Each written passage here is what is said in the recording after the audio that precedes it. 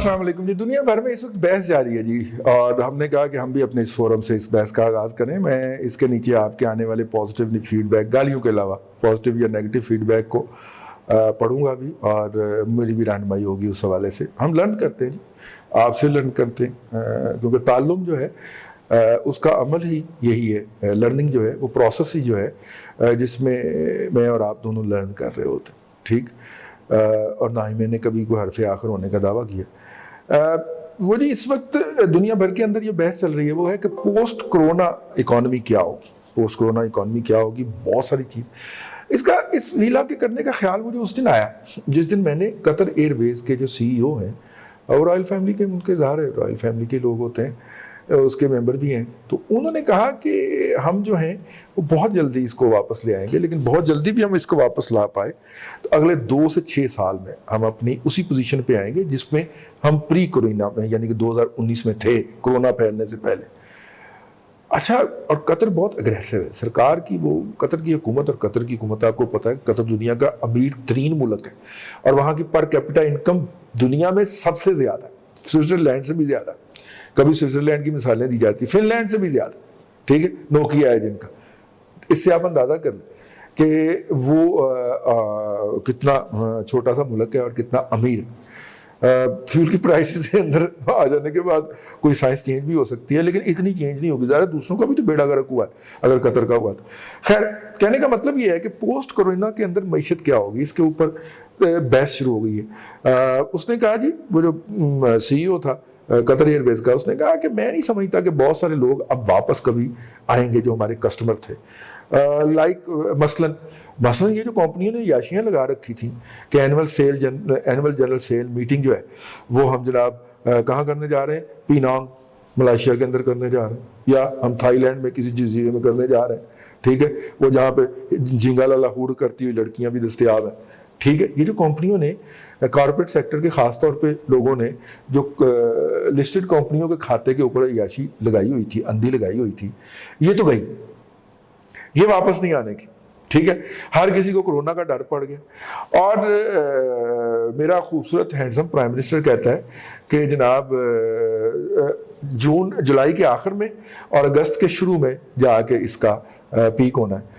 تو اگر جولائی کے آخر میں یا اگست کے شروع کے اندر اس کا پیک ہونا ہے تو پھر اس کا ڈکلائن بھی تو ہونا ہے نا.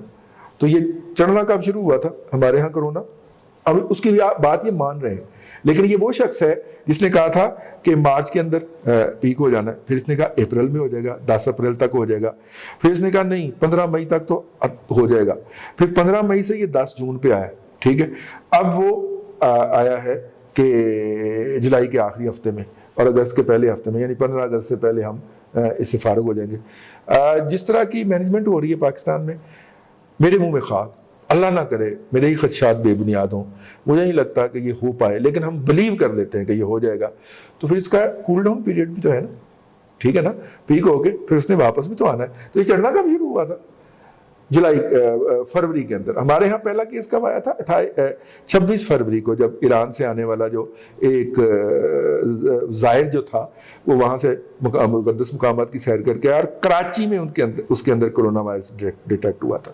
فروری 26 پر چھوڑ دیتے ہیں, مارچ, اپریل, مئی, جون. ٹھیک ہے, اور جولائی میں جا کے پیک ہو رہا, اگست میں بھی پیک ہی رہے گا. اس کے بعد کتنے مہینوں میں نیچے آئے گا, ستمبر, اکتوبر, نومبر, دسمبر, جنوری, فروری. سمجھ آئی کچھ؟ اگر ایوری تھنگ وینٹ ویل تو اگلے جنوری فروری میں جا کے ہم نارمل ملکوں کی طرح بہیو کر پائیں گے. ٹھیک ہے, تو اس کا مطلب ہے اگلا مالی سال بھی تو آپ کا اڑ گیا.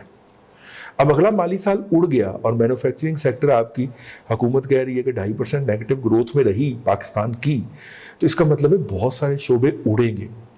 اور ابھی جو ہے لاک ڈاؤن کی پھر افواہیں ہیں, گردش کر رہی ہیں, ہوٹل انڈسٹری جو ہے وہ بری طرح متاثر.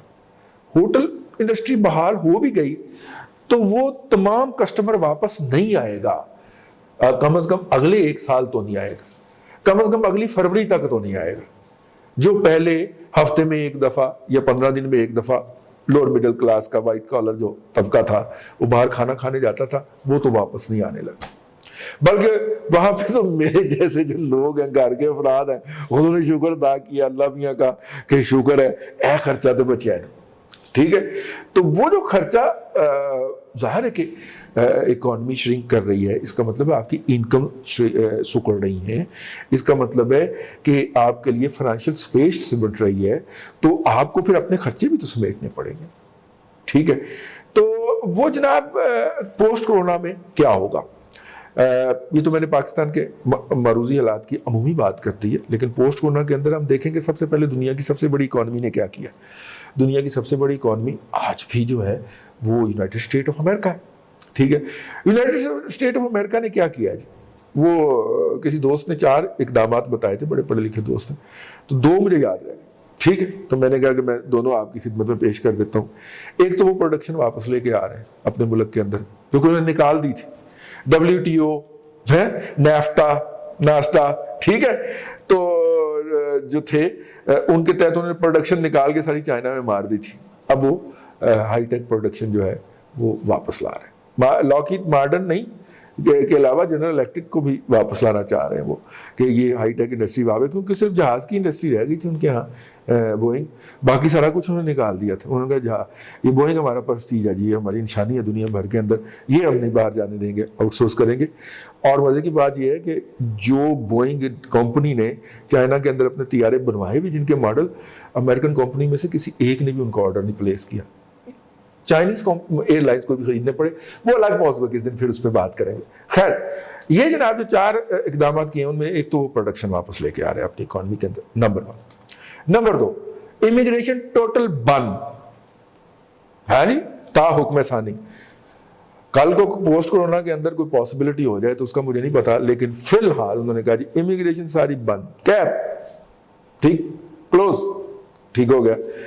नंबर 3, उन्होंने कहा ये आपने आउटसोर्सिंग वाला क्या बहाना लगाया हुआ है, ड्रामा लगाया हुआ है, बंद करें इस आउटसोर्सिंग को, हम आपको इंसेंटिव देंगे, आप लोकल काम करवाएं, अमेरिकियों से काम करवाएं। आपको सब्सिडी चाहिए, ट्रम्प कहता मैं सब्सिडी दूंगा, लोकल काम कराओ। ठीक है, अब इस आउटसोर्सिंग के ऊपर वो उसने कहा था ना कि आज मजा आया गरीबी था, हमारे पास तो पहले भी कुछ नहीं था, ये हमारे मशरकी हमसाये में बड़े वो फुदकते फिरते थे आउटसोर्सिंग, अमेरिका ने इतनी आउटसोर्सिंग की हुई है।